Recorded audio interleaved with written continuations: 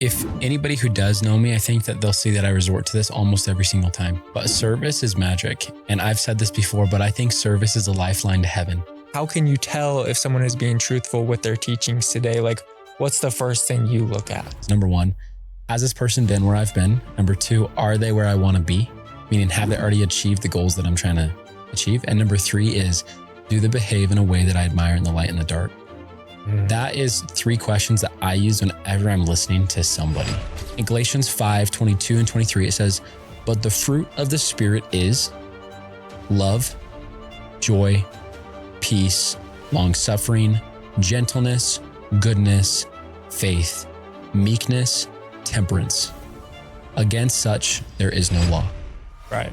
When I stare at a leader and I see how he behaves and the spirit of that leader, that's largely telling of if there's truth present, because spirit is where truth is. Welcome to Verses to Live By, guys. Today, I have a very special guest, Derek, and I'm so stoked to have you on today. Here, the main goal is to help people dive a little deeper into the scriptures, be able to hear different perspectives that they might not have heard before, and really deepen their faith and their relationship with God. So to start, I just want to let you introduce yourself, and then we'll go from there. Okay. All right. Hey, it's good to be on, man. It's crazy because, so for people who don't know this, me and Luke, we actually met each other at a workplace in a different state. And it was just like the most random thing ever. And so then anyways, I saw him and I started to notice that he was doing some content. We ended up meeting through content and it was just crazy. So it's been years. Like I've known you for quite literally years. And actually, I don't know if you remember this, but the last time I saw you before this was actually at UVU, the UVU gym. Yeah, I do remember that. Dude, because I went back to our text messages and it was like from when like we were just randomly lifting at the gym and we just randomly saw each other. So yeah, that's awesome. But to give a little intro, born and raised in American Fork, grew up one of five. I'm the oldest brother. So I had two sisters pick on me and I picked on two brothers and that's how it worked. Yeah. And then I went on a church mission, went to Paraguay right when I graduated high school. It was phenomenal. And then I came back during COVID. So I like missed like 2 months of my mission, but it was the right timing. Right. And I came back and dude, I went straight into direct sales. Like that's just, it was kind of interesting. We did school. I actually dropped out of school. Funny enough, I've dropped out of school 4 times. I'm back in school. Wow. Crazy experience. That's like actually a huge part of my story. Yeah. But yeah, so now I'm back and now we're just building content. Me and Britton, we have a podcast called Lost and Found. Go follow it. That's awesome. And I love that. So you've dropped out of school 4 times. Yeah. That's got to take maybe a mental toll on you going back and forth. How did that feel? Just kind of walk me through that experience. So the reason I got into school in the first place is because I wanted to make money. Right. And I started to recognize that I wanted to be more of an entrepreneur as time went on. So I was planning on being a pediatrician and then I liked both things, but the entrepreneur route just really like spoke to me. Right. Right. Same for me. Yeah. Yeah. Yeah. And I'd actually love to hear about your story too. Yeah. Yeah, man. So I started school. I went into business management. Then I found out that business management is one of the most useless degrees that no one actually ever ends up using. And so then I was like, okay, I'm going to take a gap year. I'm going to push content as much as I can. And then I went back for construction management because I got my real estate license. And I was like, okay, if I have my real estate license and I build the homes, I can build the homes and then sell the homes and make even more money doing that. And so I was like, okay, this is what I'm going to end up doing. And then I'm also going to do content as much as I can. Right. So that was kind of the goal that I have set for myself right now. I love it. So if I think that's amazing. Thank you. If all your friends were in a room and you weren't there, how would they describe you as a person? Like just your personality, who you are as a person. It's such a good question because I want to think that they'd think of me a certain way, but I also don't know if that's always the way they'd think about me. Right. I think that they would think that I'm passionate. Yeah. I think they'd think I'm kind of like to a lot of people who know me, I'm very passionate. Yeah. Yeah. I just care a lot, and I care big, and I'm loud about my caring. I do think that people would say that I'd like to be known as a servant. Hopefully they think of me that way too. Right. That's awesome. And I think that I think it would be a correct statement if they connected me to somehow my morals. Because I think it's my anchor. Yeah. I love that. That's so awesome. Okay. So I want to get us started with the verse today. But to give a little context before I dive into it, I've been noticing a lot in today's day that a lot of people play victim a lot more than they should, right? And when you're constantly playing victim to things that are happening, and usually it's things that you can't even control, you're just like playing the victim card anyways, right? And not to get into politics, but there's a lot of that there too. And so I wanted to dive into Romans chapter 12, verses 18 through 19. And it says, if it be possible, as much as lieth in you, live peacefully with all men. Dearly beloved, avenge not yourselves, but rather give place unto wrath. For it is written, vengeance is mine, I will repay, saith the Lord.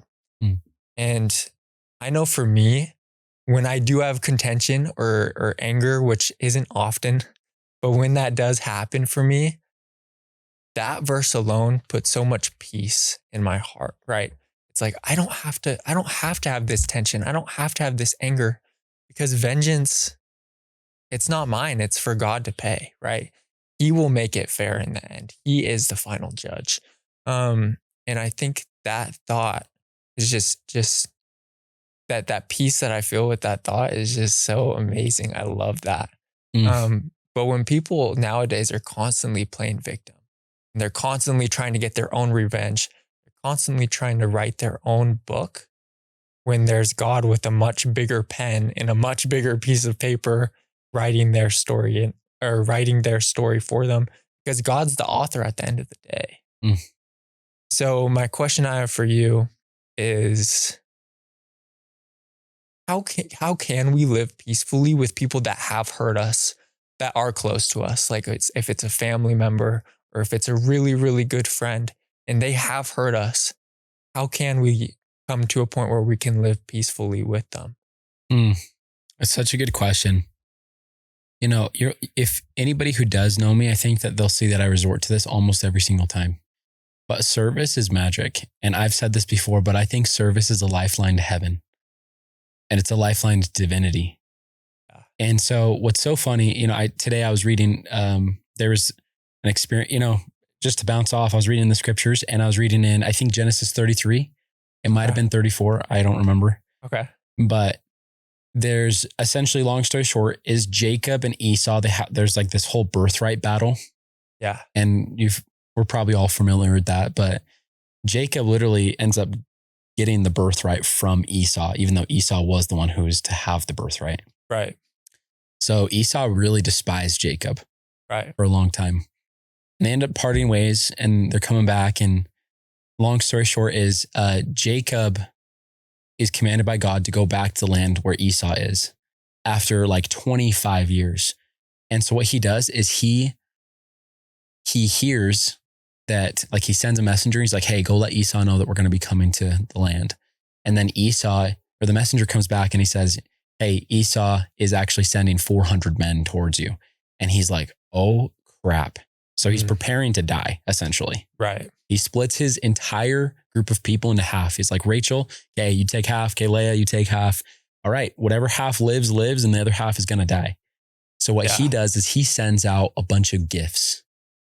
And he's like hundreds and hundreds of cattle and goats and sheep and all these things. He gives these to Esau. And then when he sees Esau runs to him, kisses him on the neck, and they weep. And he was expecting a battle. But what ended up happening was actually love and forgiveness. And I think the act in between that was, number one, God was there, but also Jacob prepared his heart in humility and in service.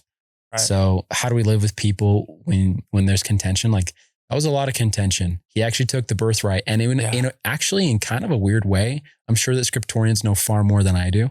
Right. But it was like, hey, Jacob or Esau was starving. He was ready to die.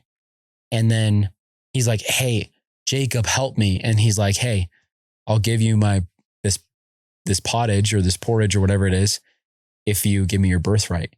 He kind of like took advantage of him at a low moment, at least from the way I understand it. And I could understand wrong. I could very much not understand the context. Spot on. So Esau has every right, in my opinion, to be kind of angry. Right. But that heart of humility and service that Jacob showed up with completely changed the way that Esau showed up. So to answer the question is, I think service would be the changer of that. Yeah, especially when there's people that are finding tension and anger with things that they can't even control, right? Whether it's like a political thing or another religion's thing that they're following, right? There's things that people get upset about when it's something that's not in their control.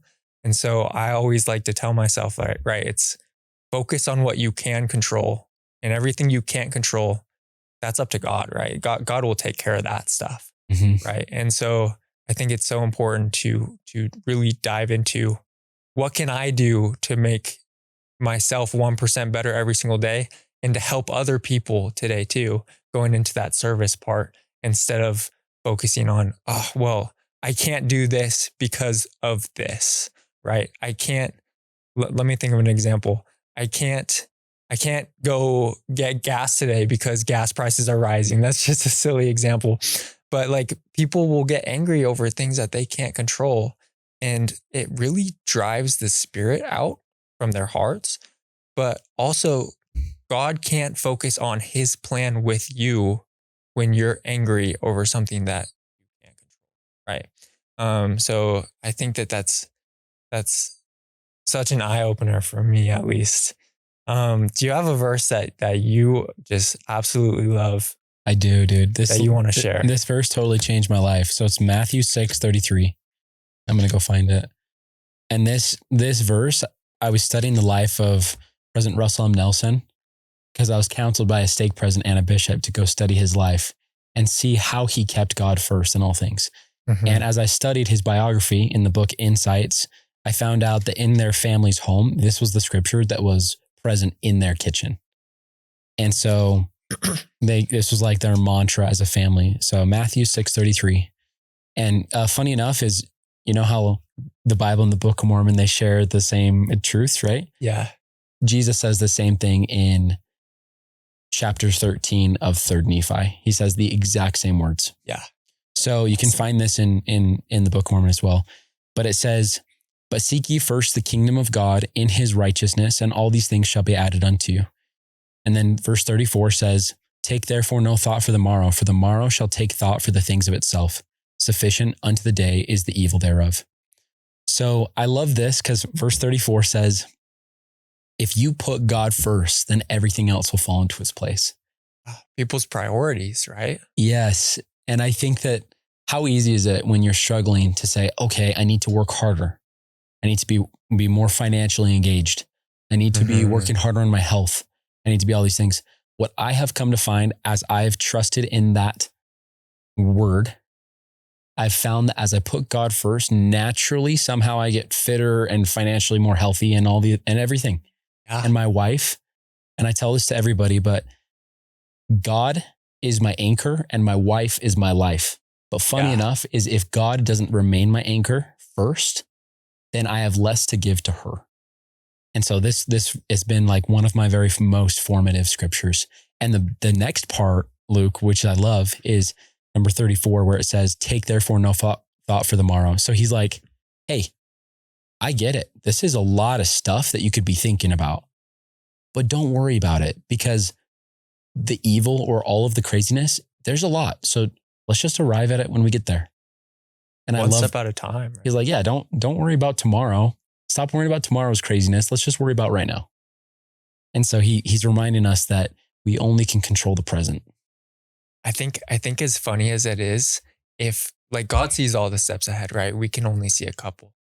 If for some reason we like did see all the steps ahead, I think we'd panic. I think we'd freak out a little bit. If we saw all the things we were going to struggle with in the future in the next 5 minutes for the rest of our life, I think we'd all struggle a little bit with that. Yeah. Right. So that's why it's so nice that it's one step at a time. Let God handle it, and we'll get there when we get there. Right. I also like to focus on priorities, right? People prioritize money a lot of times today. People prioritize their relationship, their social status, right? And so when you're focusing on those things, you start to fall into the worldly things. You start to fall into gambling, start to fall into drinking, you start to fall into going to bars all the time, hooking up all the time, right? And that's a huge issue nowadays. So let's throw a crazy question at you. For someone that doesn't know God at all, let's say they've never heard of God, which with everything that everyone's doing, it's difficult to think that there are people that haven't, but there is. And they're prioritizing these things. And you met them for the first time. How would you open God up in their lives? What would be the first thing you'd teach to someone that doesn't know God at all? Yeah. Well, I would actually love them. Right. Of course. As we all would. Yeah. Or we all should, right? I would actually do a lesson of not words, and I would show them God through love. And that's what I would do. And I would just ask them after I'd loved them in probably a very casual way. I'd just be like, hey, today has been awesome and I love you a ton and I hope you know that. And then I'd listen to what they say. And then if they would probably say something like, well, I don't know what they'd say, depending on the person. Probably like, where did this come from? Where did this love come from? They would probably ask themselves introspectively, what did I just feel? And I would remind them. So I just think that our discipleship is more largely shown, and God is shown through the fruits of the Spirit more than it is by the words we say. And so I would introduce God to that person through the way I behaved. I love that. I totally agree that actions speak a lot louder than words, right? For all the single people out there right now, I'm married, you're married, right? But for all the single people out there Congratulations, by the way. Thank you so much. There are people out there that will say, oh, I love you, but I'm going to go do this. I love you, but they're saying that, but their actions aren't saying that, right? And that's where toxic relationships are formed, because you start to believe their words, but their actions aren't lining up with their words, right? And there's other examples besides relationships, but I like to think of relationships because I've been through some toxic relationships, right? Same. And yeah. And through those, I learned, one, I need to prioritize what I'm looking for. And two, actions speak louder than words, right? So listen to their words, right? Believe them until they prove you wrong, but don't wait until they show you instead of tell you. I think that's so important.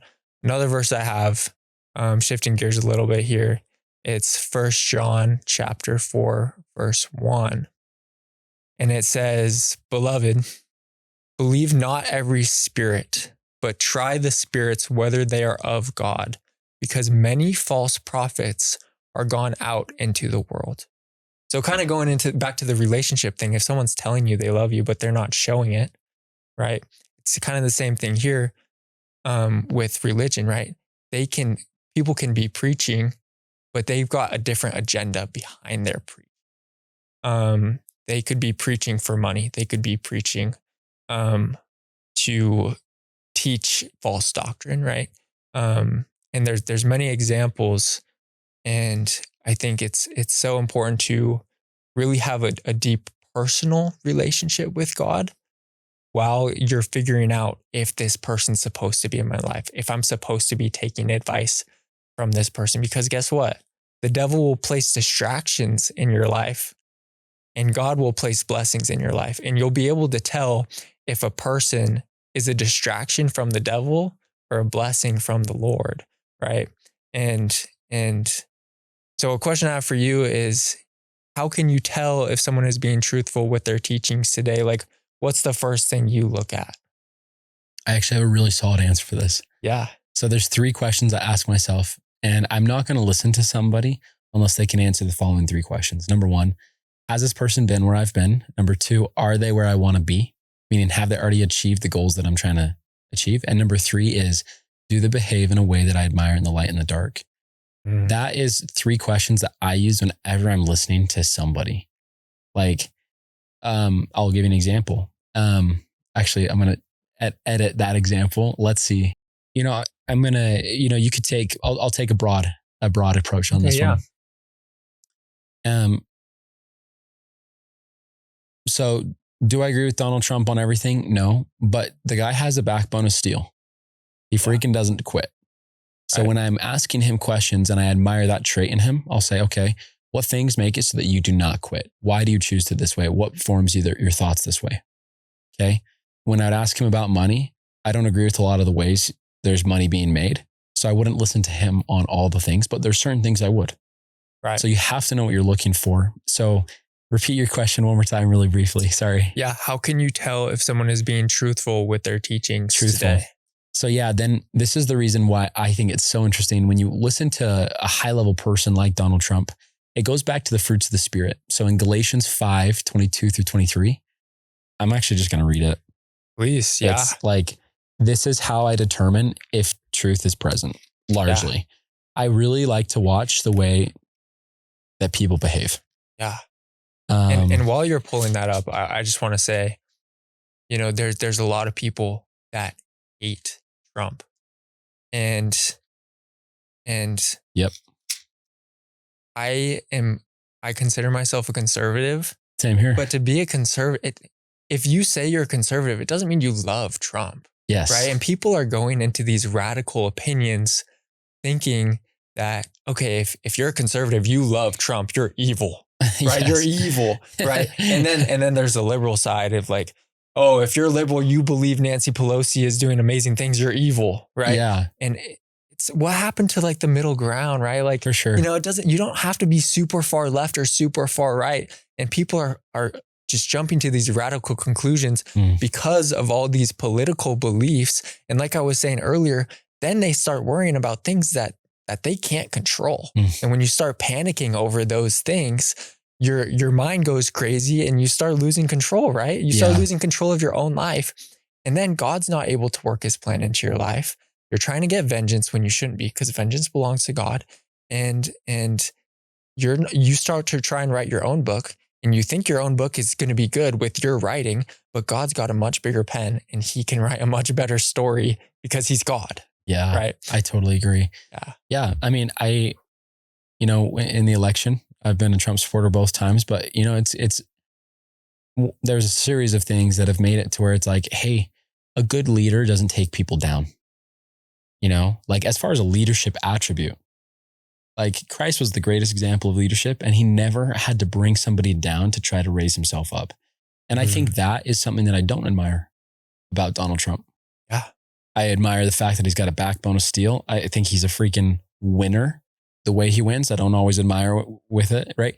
But I mean, I'm conservative through and through. I'm about as red as he gets. Yeah. But so going back to how to identify truth. Yeah. And it goes back to the Spirit. Mm-hmm. I had a conversation with a good friend. He is somebody that I love dearly. Him and I used to work together, and he's of a different faith. And he's asking me all these questions about the Book of Mormon. And he's like, I need you to prove the Book of Mormon through the Bible. And I pretty much just said, well, look at how many people believe in the Bible. I said, so what's true? And I said, I could go down this crazy rabbit hole showing you proofs of the truth of the Church Jesus Christ of Latter-day Saints through the Bible. I could. Right. But we're chasing the wrong thing. We need to be looking with the Spirit. And I said, the Spirit will teach us. And so Galatians talks about fruits of the Spirit. And it says in Galatians 5:22-23, it says, but the fruit of the Spirit is love, joy, peace, long-suffering, gentleness, goodness, faith, meekness, temperance. Against such, there is no law. And so when I stare at a leader and I see how he behaves and the spirit of that leader, that's largely telling of if there's truth present, because spirit is where truth is. Yeah, I love that answer. I love that answer. And that can go much more for like a leader too. It can go for relationships. It can dive into friendships too, right? Like, you know, you can tell if someone's being truthful from the spirit. You can, like I was saying before, you know, they can either be a distraction in your life from God's plan, or they can help you towards God's plan. So I love that. Another thing I wanted to bring up, and it's just kind of something that I thought of. I'm all ears. If Jesus was here today, he would still be murdered like he was back in. And that shows where the world is right now. It breaks my heart. And so many people are living for the world and for other people's opinions, when really we need to be living for the Lord, and because his opinion is the only one that matters at the end of the day. And because his opinion is the only one that matters, you know, we need to stop trying to live for other people, right? Live for other people as far as service, right? But that thought that if Jesus was here today, he would still be crucified. He would be crucified again, because that's where the world is, right?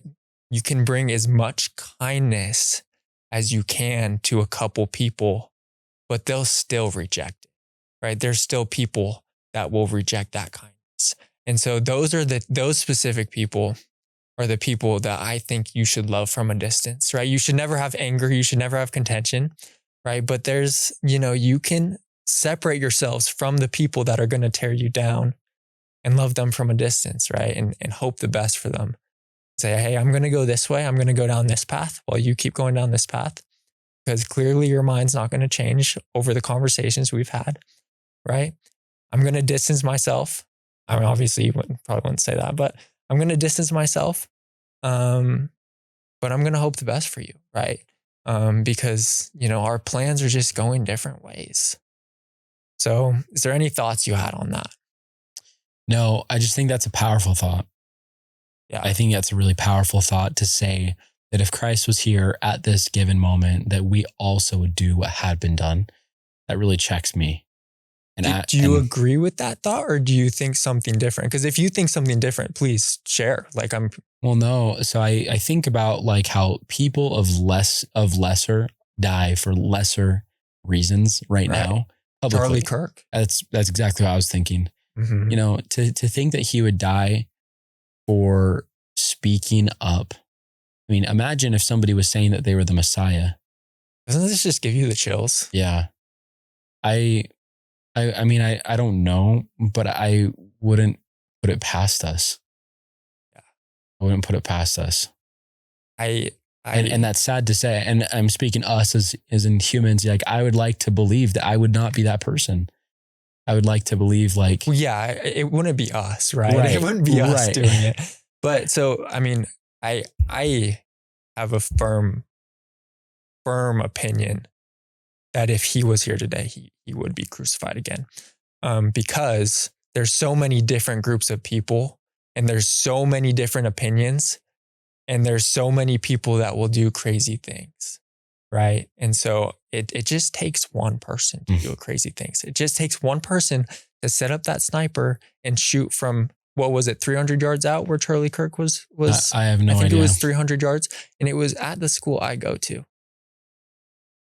So yeah, he would be preaching. Yeah, he would be doing all this healing. Yeah, a lot of people would think, oh, this is amazing. But there would be one person that would either get jealous. They would either let anger get in their hearts because they're not getting healed for what they're going through.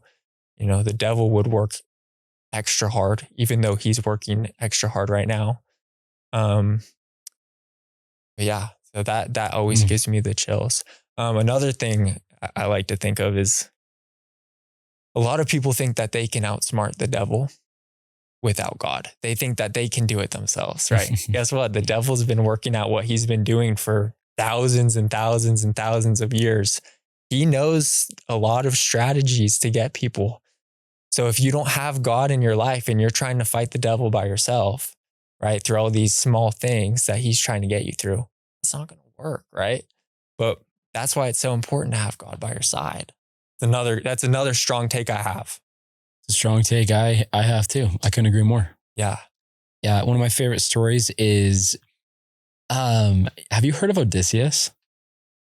Remind me. Okay. So it's a Greek mythology, and he's known for the sirens and the sirens in the sea that he had to pass. And the sirens were mythical creatures that would appear as the thing that you most desired. And so people would often jump off the ship, but really it was a monster, and then it would eat them. Yeah. And so this was part of Greek mythology, but no one had ever crossed that sea and made it out alive. And Odysseus knew that. And so what he did is he tied himself to the mast, and he told the captain, he says, no matter what, no matter how hard I shout and scream and yell, you cannot let me off this boat.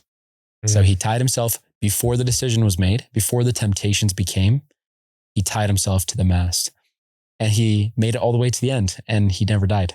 Wow. And he was tempted. He shouted, he screamed and all those things. But I stand by that statement because we have to make the decision before we're completely surrounded in the torment. And so, I try to make the decision ahead of time, just like I'm sure you do as well, to not put myself in awful places. Right. Right. Yeah. That decision's been made. Yeah. I just don't mess with certain things. Yeah. But what if I was trying to make the decision when I was in those certain places? There's no shot that I'd make it through alive without succumbing or dropping to something. So I totally agree. I couldn't agree more. Yeah. I've got another question for you. Yeah. Just off of the fact that you said never to put yourself in awful places. Mm-hmm. I agree with that 85% of the time.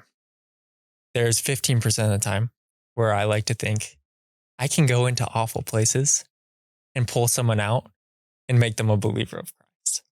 So I have a friend. She's been someone I've known for a while. She started working at a bar, and she is a very, very spiritual Christian. She's not of our religion, but I think she considers herself non-denominational. Mm-hmm. And she says there's people that will come in the middle of the day, start drinking at her bar. And as the bartender, she'll just start bringing up God and talking to them about it.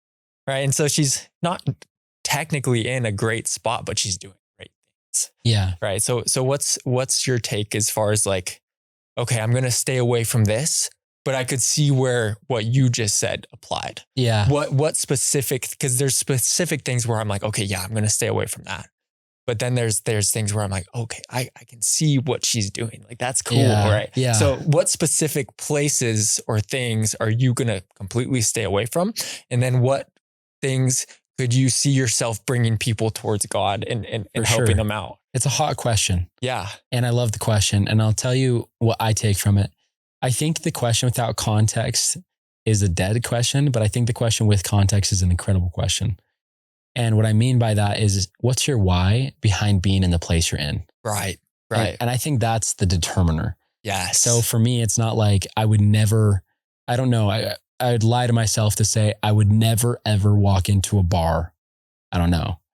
I'm just saying, all I'm saying is I would never walk into a bar knowing that I'm not in a good place, because then it's an escape.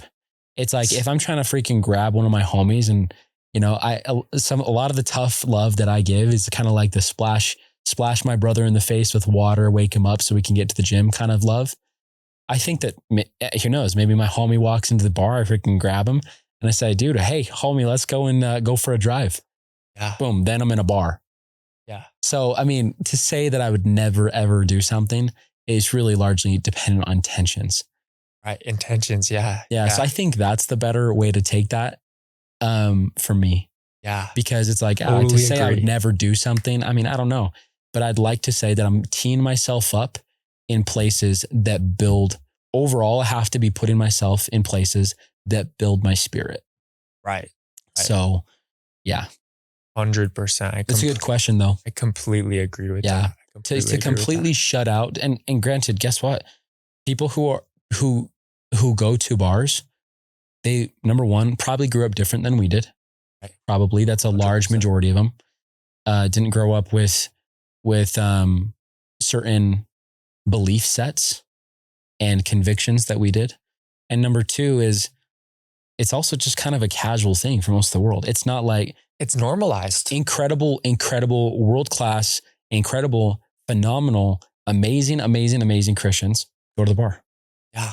And so like because it is normalized nowadays. It is the normal thing to do. Yeah. So, I mean, I don't want to say that like what I'm not saying is you are going to hell if you're in a bar. That is absolutely not what I'm saying. But I am trying to say I try to largely put myself in good places. And if I ever am going anywhere that isn't intentionally a good place, I would like to say I'm being led by the Spirit and I'm doing it for the cause of Christ. I love that. So anyways, that was kind of a long-winded response. No, I love that response. The last thing I'm going to say before we wrap up, and to kind of piggyback off of that is this. I'm a very, very firm believer that it's not our job to judge, right? It's God's job to judge at the end of the day. So if you see, this is for them and for, I guess for you too. If you see someone going to the bar, if you see someone going to a strip club, if you see someone going to do all these worldly things, right? One, understand it's not our place to judge because we don't know what that person is coming from. We don't know what history or what family they grew up in. We don't know what they're coming from. Two, to really understand that we need to show that person love. Like you were saying before, you'd show love with action and then talk, right? Show that person some love. Right. And as we show that love, we can spread Christ's love. Right. And the third thing I want to say is to let love into the world, right? Let kindness be something that we strive for every day. We get so caught up in these things these problems that are, we get so caught up in these problems in our life. Every single day, we all have them. But when we take a step back and look at the things that God has given us, we can start to say, oh, we have a lot of the things that we used to pray for. And we're still always going through these problems in our head instead of being grateful for these things. I'm going to step back and be grateful now because I have a lot of the things I used to pray for. And yeah, that's what I want to leave us with. Is there's like a last thought or final thing that you want to leave everyone with today? Yeah, I would. I think there's a few things that I've learned that determine who we become. And I think the largest determining factor of who we become is who we see ourselves as. And it's interesting that the number one thing from what Derek Childs has noticed is that Satan attacks our identity before anything. He tells us what we are not. And Christ, first thing he does when he gathers us is tells us who we are and how much we are loved. And so if I could say anything to anybody, I would say if anybody is struggling, 9 times out of 10, they're struggling with an identity crisis and a loving crisis. And so if you can tell them who God sees them as, and if you can help them see that and be the reinforcement to that, and remember, they're number one, a child of God. They have the potential to become a disciple of Jesus Christ and all of the amazing things that come with that. And number two, that because they're a child of God, they are God's child. And so it's our job to love them. I would say if we can do that as a people, then I promise every single person, number one, you'll be increasingly more fulfilled. And number two, you'll see people's hearts change faster than you could ever change it. So that's what I'd love to leave us with. Amen. Thank you for that. Thank you for being on today. Thank you. This was great. Yeah. Thanks, Luke. Awesome. Good stuff, dude.